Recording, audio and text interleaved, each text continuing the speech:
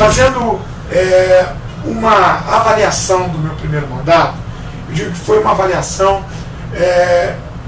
muito humilde em dizer que eu precisei aprender muito, desde do próprio regimento interno, da própria lei orgânica do município. Foi um ano de aprendizado. A minha equipe é uma equipe que não tinha uma experiência no legislativo, e isso fez com que todos nós nos dedicássemos mais. E às vezes a gente até percebe que o fato de a gente ter que estudar mais faz com que a gente se afaste um pouco das ruas. E isso é uma coisa que eu não quero me afastar, porque eu acho, e tenho certeza, aliás, tenho certeza absoluta, que esta casa é a voz do cidadão, é a voz do povo.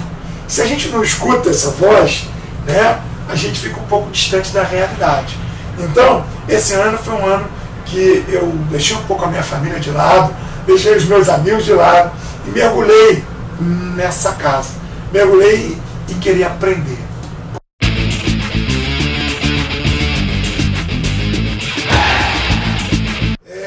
Vivi uma realidade quando o professor faltava.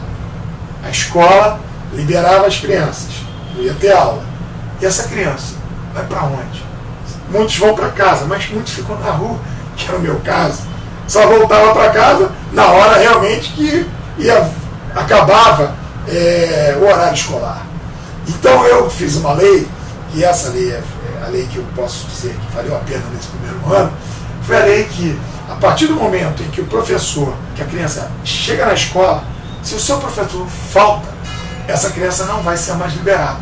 A escola, a direção, vai ter que criar uma atividade, ou seja, com um professor que esteja sobressalente, né, de stand-by, mas que sejam atividades ligadas também à área da educação, no sentido de ocupar essa criança com cultura, fazendo aulas de arte, ou com o esporte, sendo a possibilidade de estar fazendo aulas de educação física, ou então com uma atividade extra-classe. Enfim, essa criança não irá voltar mais para casa, volto a dizer, não sei, essa criança não será liberada da escola. Esse horário será preenchido com atividade. Então, essa lei foi o meu grande presente nesse primeiro ano legislativo. Existem outros projetos que estão tramitando na casa, não é tão fácil. Eu imaginava que o trâmite era um trâmite mais imediato, e não é.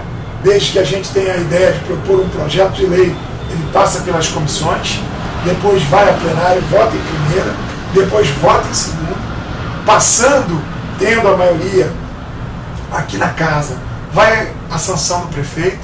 Muitas vezes o prefeito pode até sancionar ou não. Se ele vetar essa lei, ela volta para a Casa de Leis, a casa aqui na Câmara de Vereadores, e aí sim a gente pode derrubar o veto, e somente depois disso é que pode se virar lei.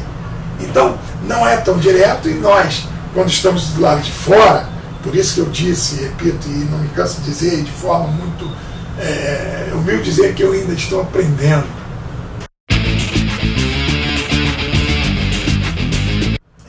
A Secretaria de Saúde, a volta dos dentistas para as escolas, porque a saúde começa pela boca.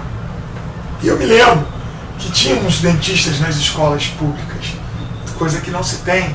Então eu pedi audiência ao prefeito, à secretária de Educação, e tentei já também mostrar a eles a importância de estar em sintonia. Por exemplo, a criança às vezes tem dificuldade de enxergar o quadro negro, de ler.